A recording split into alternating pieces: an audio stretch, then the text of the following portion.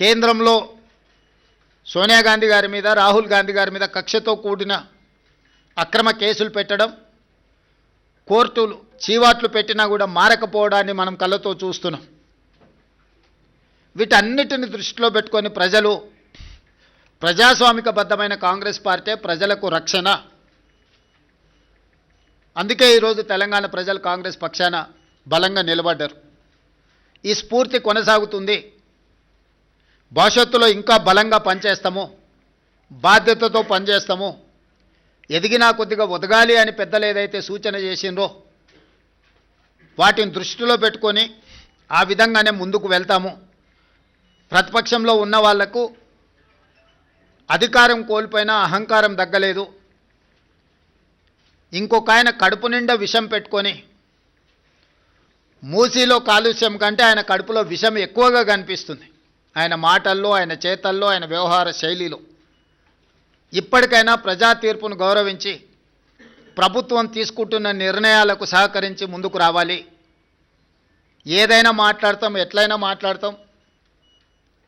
బరితెగించిన విధానాలతోని ప్రజల్ని ఇబ్బంది పెడతాము అనంటే ప్రజలు ఇచ్చే తీర్పు ఈ చూసే అద్భుతం అనుకుంటారు.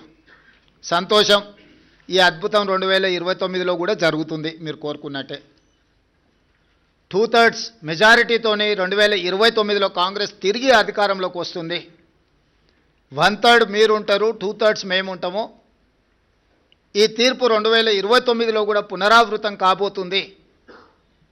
ఇప్పటికైనా అహంకారం తగ్గించుకోండి, అసూయను తగ్గించుకోండి.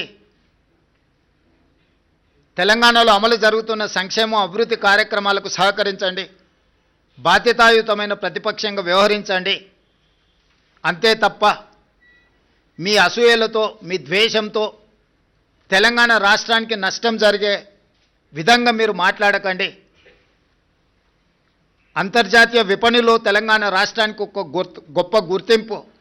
పర్ క్యాపిటా దేశంలోనే నెంబర్ 1. 3,87,000 రూపాయలతో పర్ క్యాపిటా ఇన్కంలో కానీ, జిఎస్డిపిలో కానీ అన్ని రంగాలలో తెలంగాణ దేశంలోనే నెంబర్ 1 రాష్ట్రంగా ఈరోజు అభివృద్ధి పదం వైపు నడుస్తున్నది.